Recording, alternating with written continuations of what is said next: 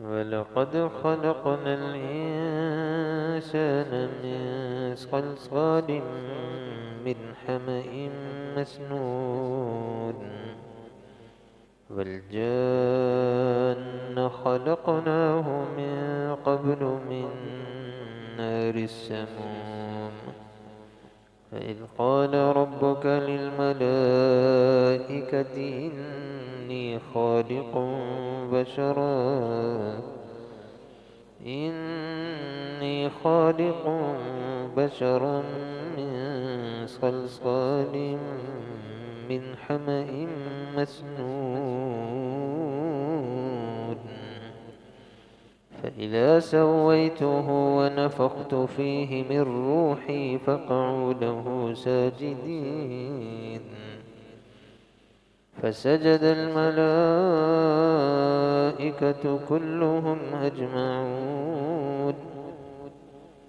فسجد الملائكة كلهم أجمعون إلا إبليس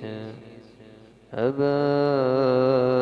أن يكون مع الساجدين قال يا إبليس ما لك ألا تكون مع الساجدين قال لم أكن ليسجد لبشر خلقته من صلصال من حمأ مسنون قال فاخرج منها فإنك رجيم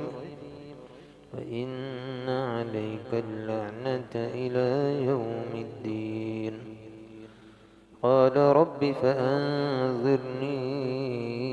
إلى يوم يبعثون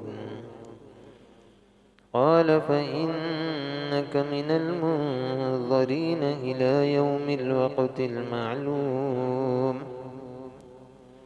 قال رب بما أغويتني لأزينن لهم في الأرض ولأغوينهم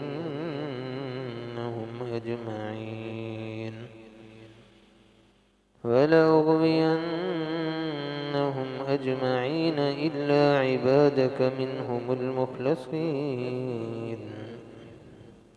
قال هذا صراط علي مستقيم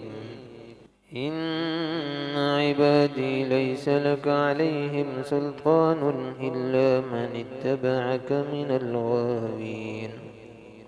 فإن جهنم لموعدهم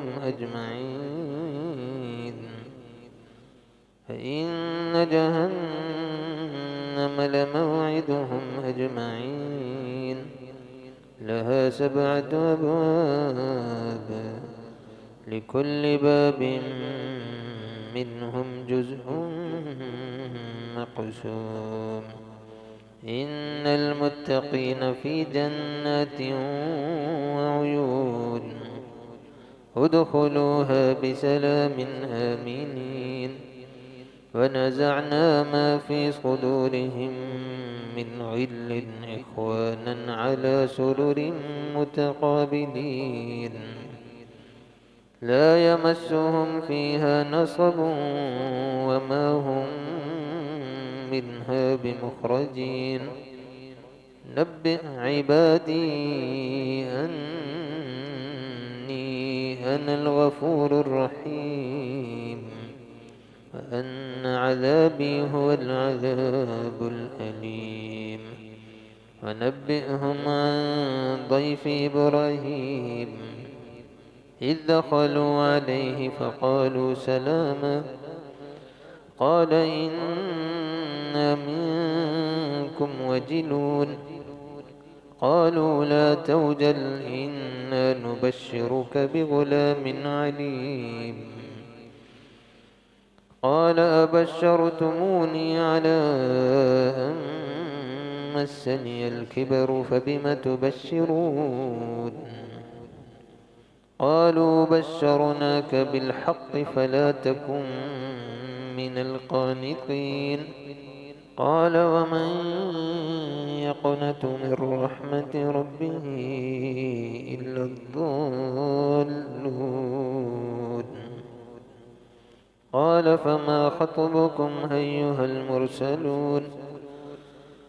قال فما خطبكم أيها المرسلون قالوا إنا أرسلنا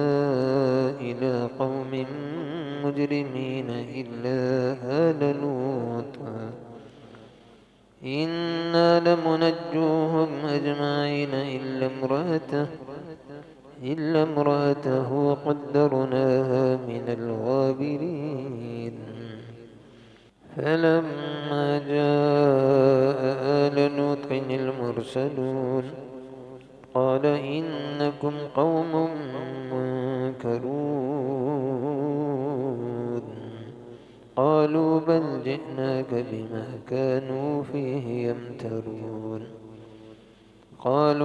جئناك بما كانوا فيه يمترون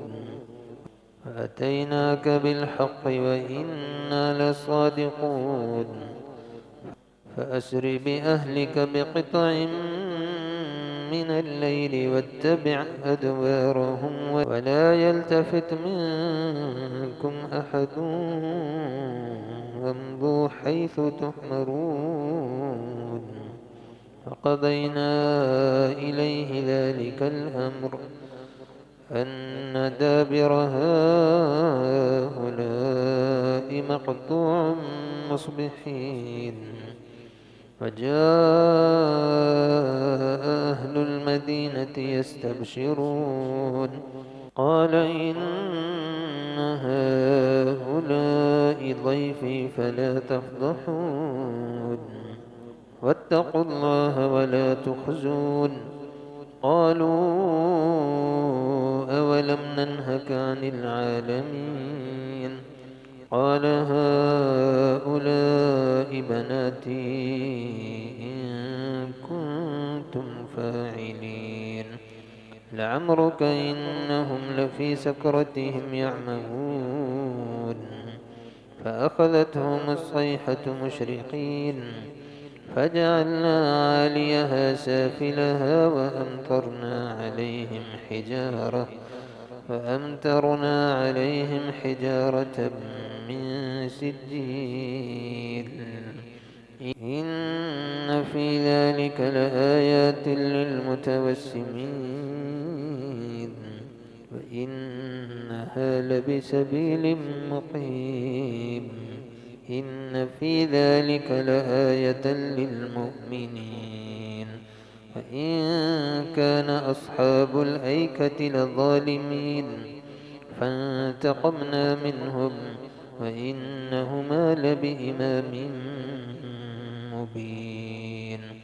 ولقد كذب أصحاب الحجر المرسلين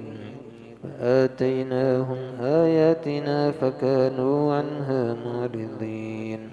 وكانوا ينحتون من الجبال بيوتا آمنين فأخذتهم الصيحة مصبحين فما أغنى عنهم ما كانوا يكسبون وما خلقنا السماوات والأرض وما بينهما إلا بالحق وإن الساعة لآتية فاصفح الصفح الجميل إن ربك هو الخلاق العليم ولقد آتيناك سبعا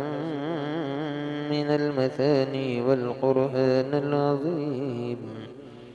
لا تمدن عينيك إلى ما متعنا به أزواجا منهم ولا تحزن عليهم واخفض جناحك للمؤمنين فقل إني أنا النذير المبين كما أنزلنا على المقتسمين الذين جعلوا القرآن عضين فوربك لنسألنهم أجمعين عما كانوا يعملون فاصدع بما تؤمر وأعرض عن المشركين إنا كفيناك المستهزئين الذين يجعلون مع الله إلها آخر فسوف يعلمون ولقد نعلم أنك يضيق صدرك بما يقولون فسبح بحمد ربك وكن من الساجدين